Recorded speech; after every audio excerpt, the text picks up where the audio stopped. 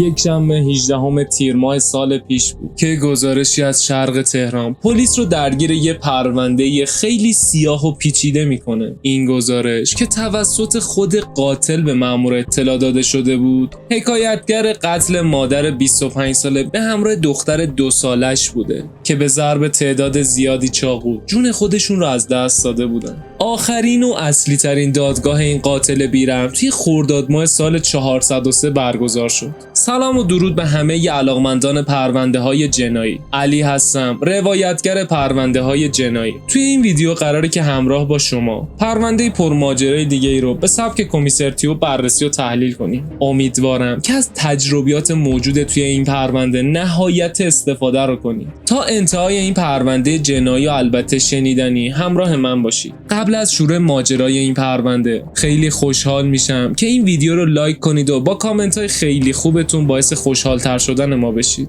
و اینکه اگه تا الان چنل ما رو سابسکرایب نکردید، از همین آیکونی که روی صفحه برای شما نشون داده میشه چنل ما رو سابسکرایب کنید و زنگوله کنارش رو هم بزنید تا از پرونده های جدیدی که روی چنل گذاشته میشه با خبر بشید.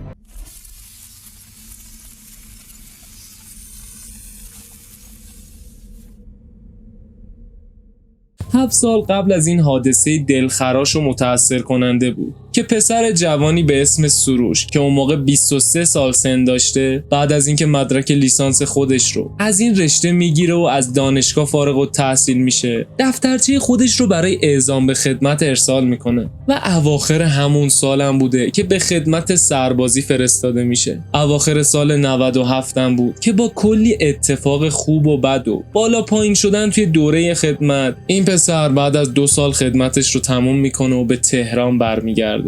خانواده سروش از اون دسته خانواده هایی بودن که اعتقادات خاصی توی زندگیشون داشتن و معتقد بودن که پسرم مثل دختر نباید زیاد مجرد بمونه و الا ممکنه دچار فساد و سیاهی بشه. خلاصه این مطلب این که خانواده سروش با در نظر گرفتن این اعتقاد که سالها بوده به اون عمل میکردن، به محض تموم شدن دوره خدمت سروش و برگشتن این پسر به تهران، توی همون چند ماه اول زیر زبون این پسر رو میکشن و در نهایت هم به اون دختر همسایه رو که اسمش لیا بوده و اون موقع 21 سال سن داشته رو معرفی میکنن. بعد از گذشت مدتی هم که سروش راجع به لیا جواب مثبت رو به خانواده‌اش میده، خانواده اون پیش قدم میشن و این موضوع رو با خانواده لیا هم در میون میذارن. خانواده لیا هم خانواده خیلی خوب و اصیلی بودن و بعد از چند روزی که خانواده سروشینا پیشنهاد وصلت رو به اونا میدن، اونا هم با مد نظر قرار دادن نظر لیا و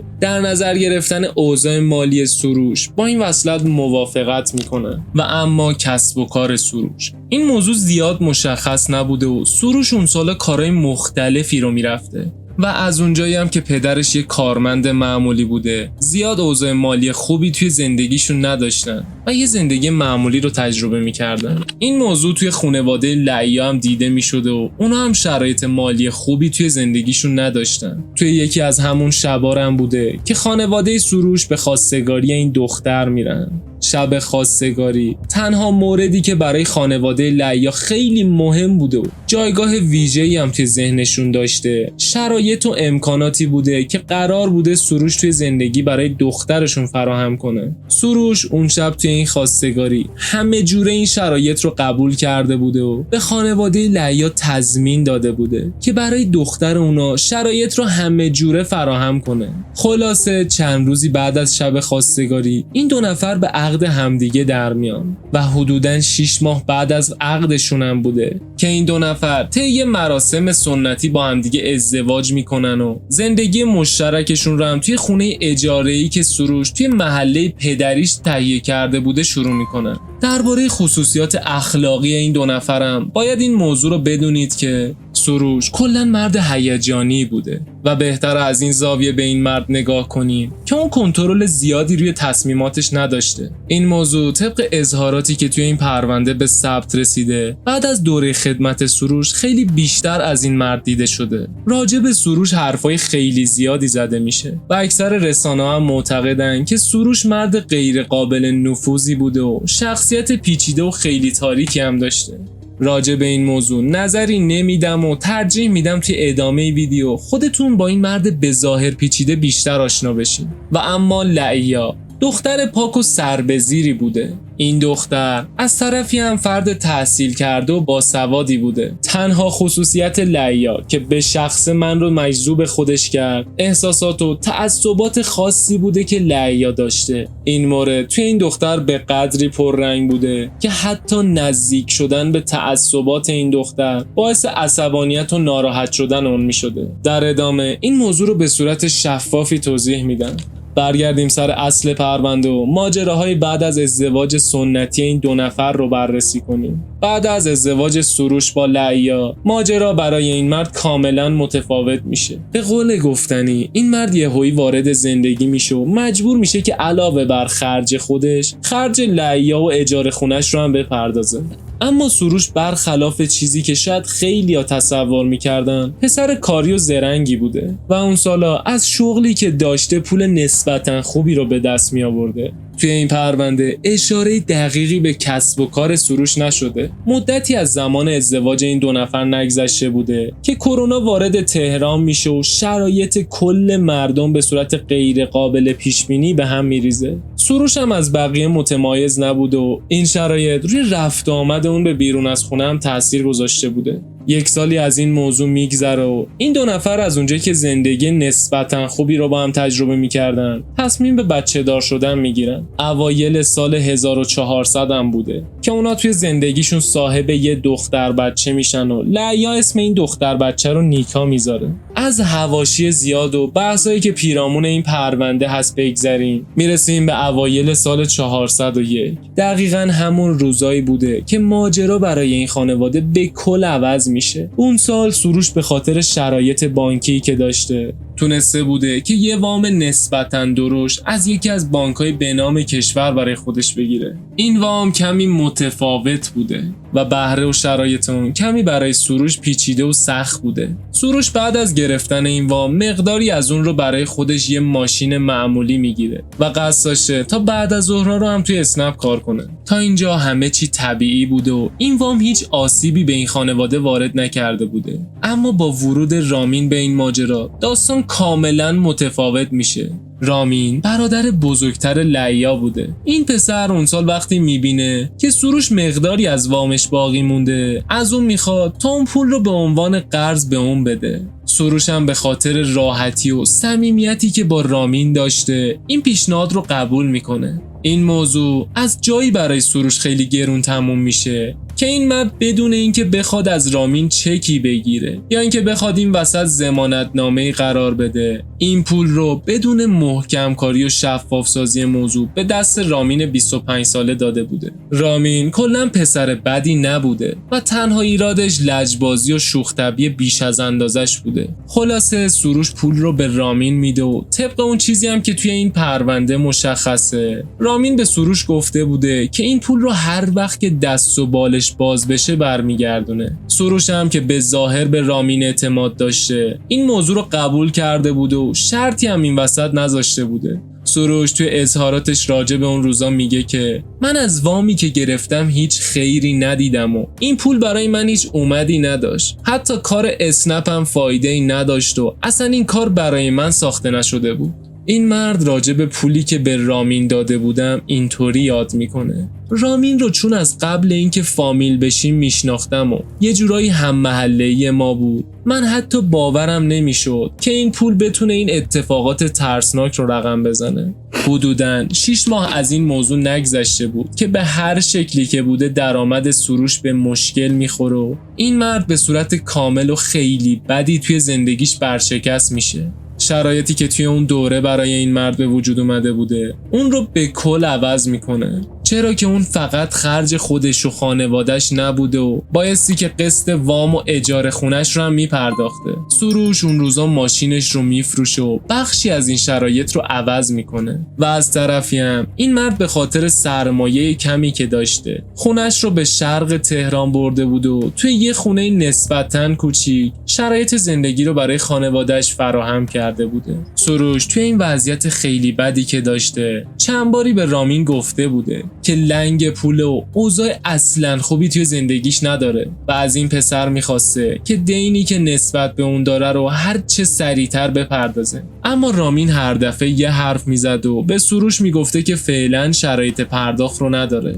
از این موضوع مدتی میگذره و 18 تیر ماه سال 402 میشه. دقیقا همون روزی بوده که سروش با کلانتری تماس میگیره و با حالت کاملا خونسردی راجع به قتل همسر و دختر 2 سالش برای اپراتور پلیس توضیح میده. در ادامه با این تماس سروش مامورای پلیس سریعا وارد عمل میشن و خودشون رو به محل حادثه که خونه سروش بوده میرسونن. متاسفانه اون روز این گزارش تایید میشه و قتل لعیا و نیکای 2 ساله توی پرونده سروش ثبت میشه.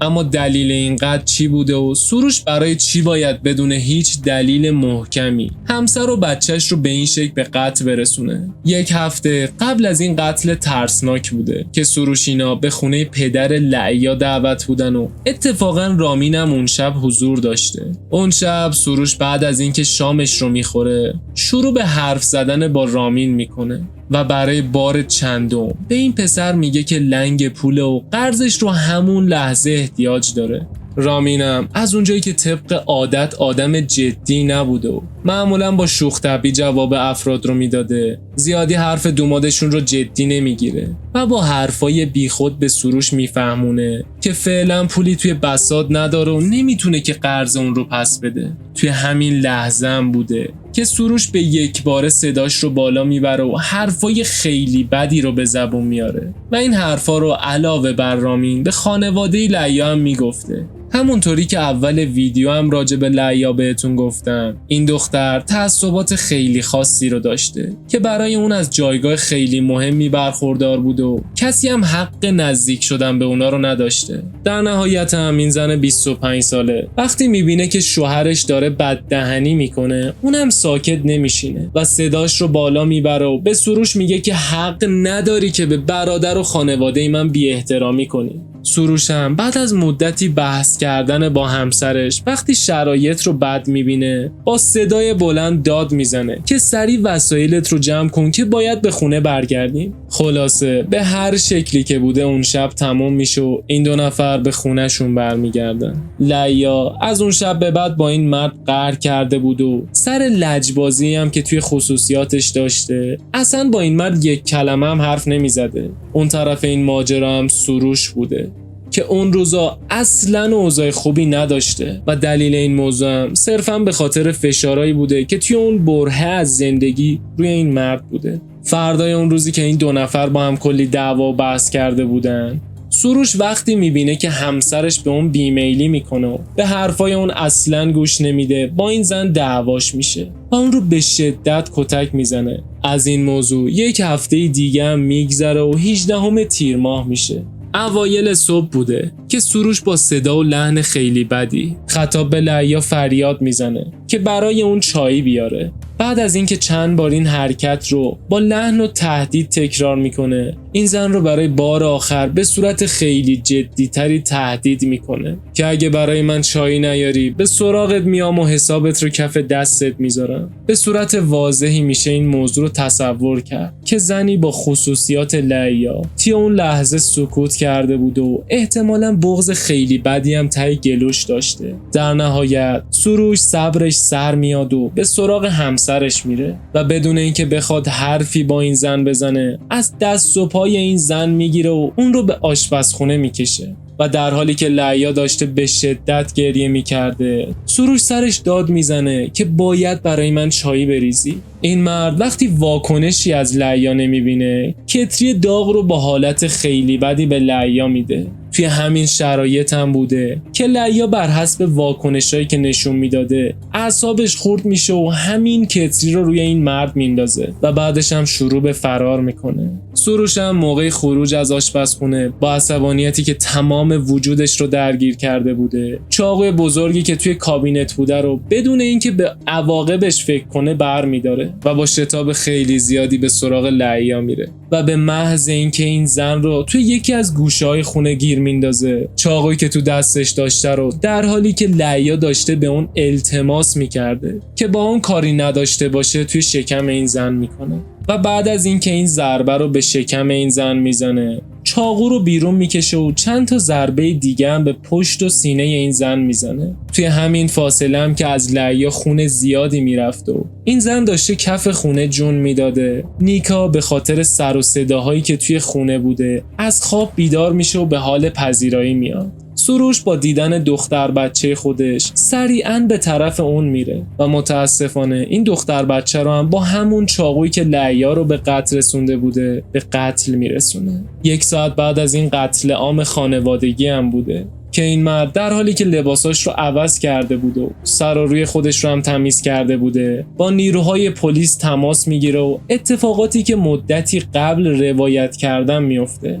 اما صحنه قتل لعیا و نیکا خالی از شبهات برای کاراگاه‌های پلیس نبوده. صحنه قتل لعیا پر از شواهد دلخراش بوده. این موضوع توی پزشکی قانونی مشخص شده بوده که سروش لعیا رو در اصل زجرکش کرده و با ضربات فاصله دار باعث شده که این زن ذره ذره جونش رو از دست بده. و از طرفی هم قاتل از پشت به نیکا حمله کرده بوده و ضربات چاقو رو از پشت به این دختر وارد کرده بوده. کاراگاه‌های پلیس با دیدن این صحنه قتل 2 تئوری راجع به قتل نیکا مطرح میکنن. تئوری اول اینکه مقتول وقتی قاتل رو توی حالت ترسناکی دیده شروع به فرار کرده و قاتل که همون پدرش بوده اون رو از پشت غافلگیر کرده و ضربات چاقو رو به اون وارد کرده. و اما تئوری دوم اینکه قاتل از اونجایی که دختر خودش رو به قتل میرسونده میخواسته با اون چشم تو چشم نشه و برای همین اون رو از پشت به قتل رسونده. حرفای سروش تکمیل کننده علامت سوالها و تئوریایی بوده که توی ذهن کاراگاه‌ها تشکیل شده بوده. این مرد 30 ساله توی بازجویی‌هایی که از اون شده بوده با حالت خیلی آروم و خونسردی به تمامی ماجرا اعتراف کرده بوده و درباره قتل لعیا، ماجرای رامین و بحثایی که شده بوده رو مطرح کرده بوده. و اما وقتی راجع به قتل نیکا از اون سوال میشه، سروش میگه که نیکا وقتی از اتاقش بیرون اومد، من یه لحظه این صحنه که بعد از قصاص من کفالت اون به دست پدر مادر لعیا میفته جلوی چشمام ظاهر شد و از اونجایی که نمیخواستم این صحنه حتی به واقعیت نزدیک بشه، دختر خودم رو هم در حالی که روش به طرف دیگه‌ای بوده رو هم به قتل رسوندم.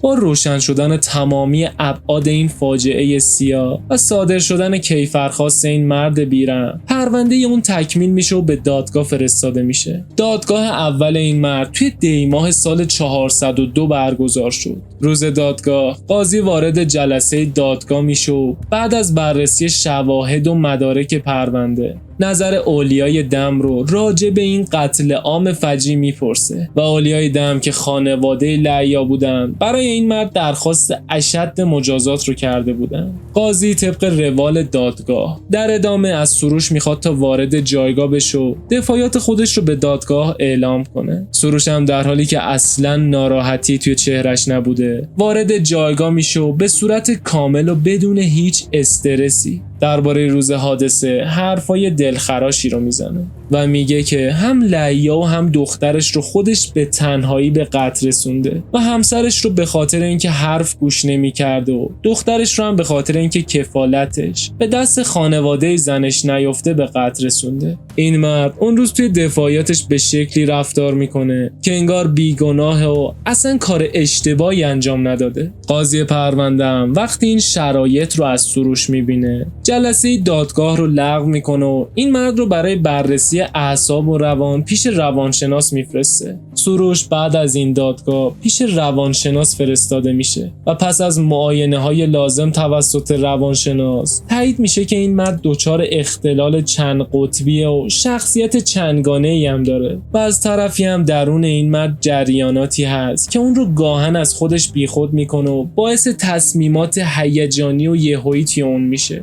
در در نهایت هم تایید شده بوده که سروش افسردگی خیلی شدیدی داره که طبق شواهد موجود توی پرونده این مرد هیچ وقت این افسردگی رو به چهره خودش نشون نداده بوده. با بررسی کلی‌تر روی این مرد معلوم شده بوده که اون با وجود این بیماریا مسلوب الاختیار نبوده و موقع قتل اختیار و اراده تام رو داشته و در اصل این قتل‌ها به صورت عمدی صورت گرفته بوده. با تایید شدن این موارد و تکمیل تر شدن پرونده سروش، دادگاه دوم این مرد توی اوایل خرداد ماه سال 403 برگزار شد.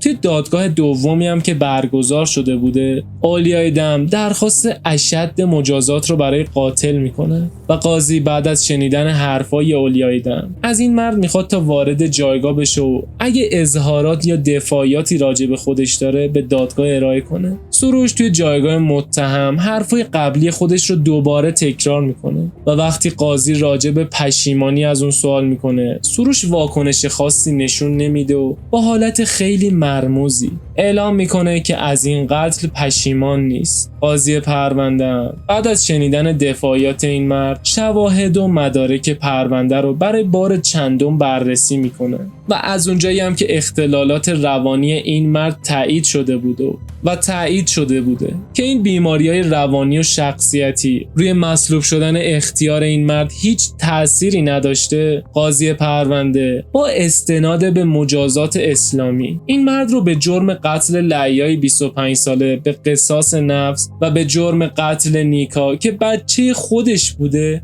به 6 سال زندان و پرداخت دیه نیکا به اولیای دم محکوم میکنه. توی این پرونده نیکا و لیا واقعا بیگناه از دنیا رفتن. از صمیم قلبم برای اولیای دم آرزوی صبر و آرامش میکنم. نظر شما راجع به این پرونده و حکمی که قاضی برای این قاتل بیرحم صادر کرده چیه؟ حتما توی کامنت ها نظرتون رو در این باره بگین.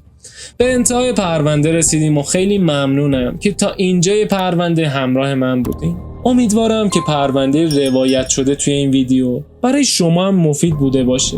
منتظر نظرات شما توی قسمت کامنت ها هستم. مطمئن باشین که همه کامنت ها خونده میشه و در صورت امکان به تمامی اونا هم جواب داده میشه. در ضمن اگه هنوز کانال ما رو سابسکرایب نکردید، از همین آیکونی که روی صفحه برای شما نمایش داده میشه حتما صفحه ما رو سابسکرایب کنید تا انگیزه‌ای بشه برای پرونده ها و ویدیوهای بعدی. این پرونده پیچیده و سیاه هم پیشنهاد من به شماست که درباره دست درازی و سوء استفاده هاییه که توسط مردی 50 ساله نسبت به دختر 22 ساله توی تهران صورت گرفته. این پرونده جزئیات خیلی زیادی داره که پیشنهاد میکنم اون رو هم حتما ببینید.